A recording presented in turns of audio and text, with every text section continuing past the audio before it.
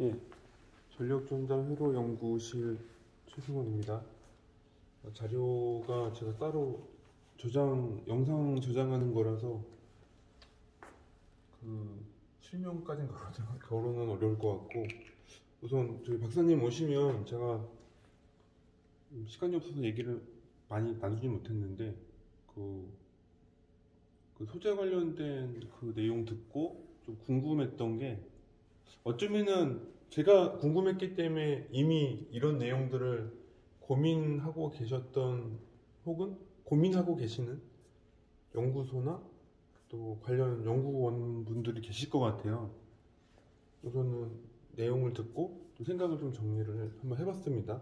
첫 번째 질문, 궁금한 거 첫 번째, 이거 해보고 싶다. 요거 우선 무슨 생각이 들었냐면, 보통은 우리가 자성체 변압기 기준의 자동차를 얘기를 하면 철심, 분말, 페라이트 이 세 가지를 얘기한단 말이죠. 저는 물론 전기전자 쪽이기 때문에 소재나 어떤 물리학적인 거, 아니면 이런 제조법에 대해서나 이해도가 높지 않습니다. 분명히 잘못된 부분들이 있을 텐데, 그거는 영상 보시는 박사님들께서 잘 해결해 주시리라 믿어 의심치 않습니다. 일단 내기가 길어지니까. 철심, 분말, 페라이트. 저는 이거를 어떻게 생각을 하냐면, 철심은 보통 전기 에너지에 대해서 자기장이 생기는 양이 극단적으로 큰 재료예요. 그래서 전기 에너지에 대해서 공급이 되면 이 투자율이 굉장히 투자율 적었나? 이게 잘못 적었네. 투자율이 거의, 물론 현실적이진 않지만 여튼간에 굉장히 크니까 투자율이 굉장히 커서 자기장의 수용량도 거의 무한대에 가까운, 물론 현실적으로 무한대는 아닙니다만 굉장히 큰 값이다. 그래서 이런 철심은요, 말 그대로 얘가 이 코어 전체가, 물론 그 슬라이스된 철판을 쓰긴 하지만 그 자체 재료가 한 덩이잖아요, 덩이. 그래서 철금속이야, 철금속. 철금속은 자기 에너지를 넣었을 때 유도되는 자기 에너지의 크기가 굉장히 크죠. 그래서 우리가 이런 거는 투자율이 거의 최대, 굉장히 높은 제품이라는 걸 알 수가 있죠. 왜냐하면 요 자동차를 이루는 재료가 다 철 덩어리니까, 엄청 자화가 잘 되는 재료니까. 그래서 이거를 철 재료가 아니라, 철 재료지만 가루로 만들어서, 분말로 만들어서, 이게 압력으로, 그죠? 압력으로 꾹 눌러가지고 하나의 덩어리로 만들잖아요. 물론 저는 소재가 아니라서 모르겠지만 압력이 높아지면 내부 온도가 높아져서 이런 파우더끼리 서로 결합을 한다라고 상상을 하거든요. 그래서 얘네들이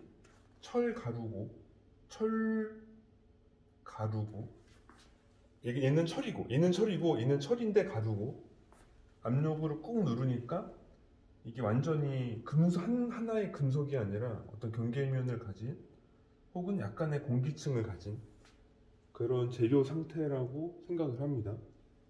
이렇게 되면은 전기장에 대해서 투자율이 약간 제한이 돼가지고 생기는 자기장의 크기가 이제 줄죠.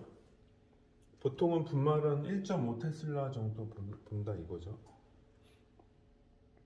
그래서 분말 같은 경우는,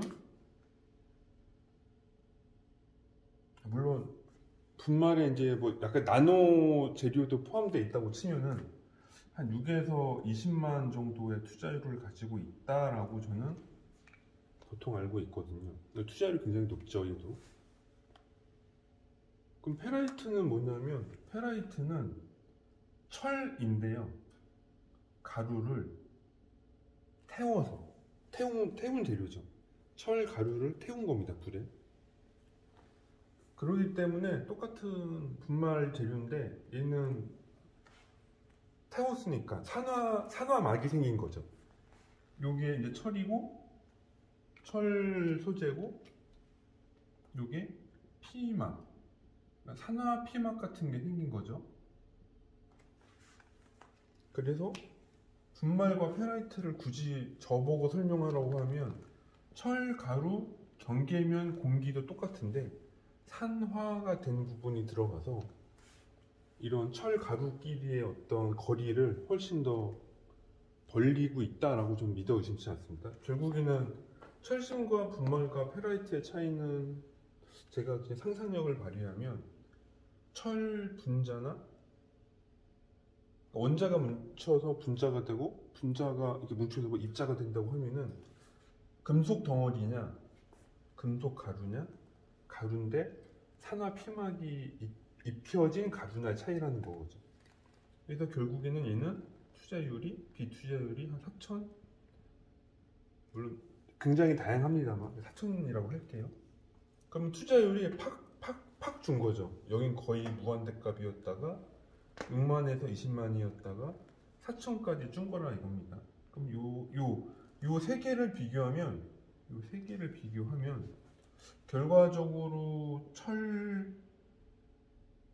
철이 한 덩어리면 한 번 자화가 된 게 잘 안 풀리는 거고, 철 가루가 붙어 있으면 자화가 좀 더 풀리는 거고, 철과 철 사이에 약간의 피막 같은 게 훨씬 더 이게 코팅돼서 분리가 더 잘 되면 일로 가면 갈수록 투자율이 낮아지고 투자율이 높아지고 라고 저는 생각을 한다는 거죠. 그래서 우리가 보통 일반 필터 빼고 에너지 전달하는 변압기로서의 기능, 고주파 스위칭, 우리가 일반 철심 말고 이제 전기 자동차 쪽이나 이런 에너지 기술 쪽에 사용되는 재료들이 이런 구조라고 저는 생각을 해요.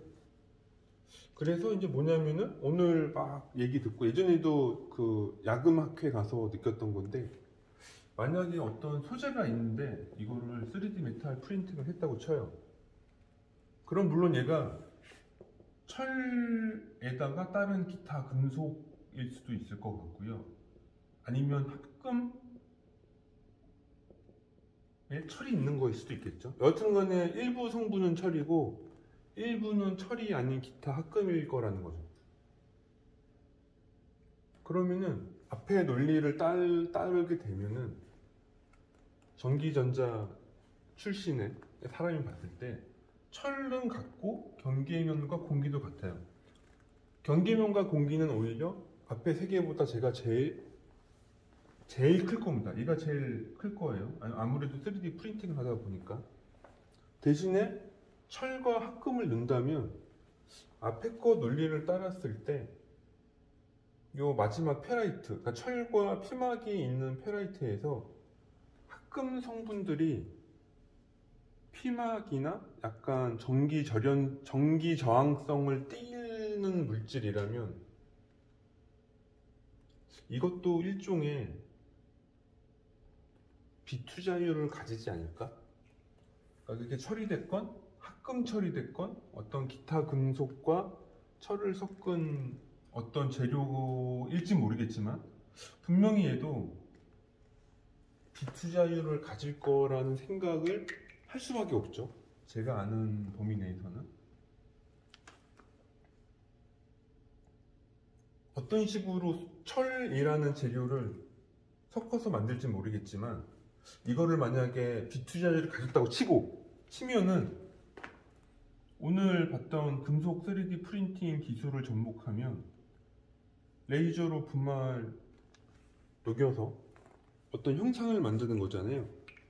그럼 전 이게 굉장히 흥미로웠거든요. 이런 시도를 지금까지 아무도 안 한 건지 지금 하고 있는데 발표가 안 된 건지 모르겠지만 이런 거를 좀 저도 회사에서 좀 연구 자금이 되면 한번 좀 개인적으로라도 트라이를 좀 해봐야겠다. 좀 그런 생각이 들었습니다. 지금 현재 코아 손실 테스트하는 장비는 연구 중이니까 만약에 이런 3D 프린터로 철 재료의 코아 영상을 만들면 이놈의 투자율을 역산해 볼 수가 있을 거거든요. 그래서 요게 오늘 그 폼넥스트 가서 들으면서 생겼던 첫 번째 질문이었습니다. 질문이자 해보고 싶은 거. 소재가 페라이트가 철성분이 들어간 분말 소재 만드는 회사들이 있다면 그거를 3D 프린터로 메탈 3D 프린터로 이 금속으로 형상화한 다음에 얘를 열 처리를 할 수도 있고 아니면 열 처리를 안 한 그 원본 제품 그대로를 한번 제가 샘플 같은 게 있으면 이거 한번 투자율 같은 거를 계산을 해본다든가 아니면 고주파 스위칭을 해서 실제 그 자와 전류에 대한 그러니까는 자와 스위칭 제어에 의한 자와 전류량을 보고 이런 거를 좀 계산해 볼 수 있거든요. 여기서 유도되는 전류의 기울기를 시간에 대해서 계산하면 인덕턴스 값이 나오고 인덕턴스에 대해서 이놈의 투자율을 계산할 수가 있거든요. 그래서 이런 게 첫 번째로 든 질문이었고 지금 이런 거를 회사에서 과제로 하고 있지는 않는데 이런 게 좀 논문 같은 제가 소재 쪽도 논문 모르니까 이게 또 이게 전력전자 학회 멤버다 보니 딴 것도 잘 모르잖아요. 이런 거 좀 도움 받을 수 있으면 좀 한번 만들어 보고 싶다는 생각은 되게 들었습니다. 이게 첫 번째 질문. 여기서 일단 끊고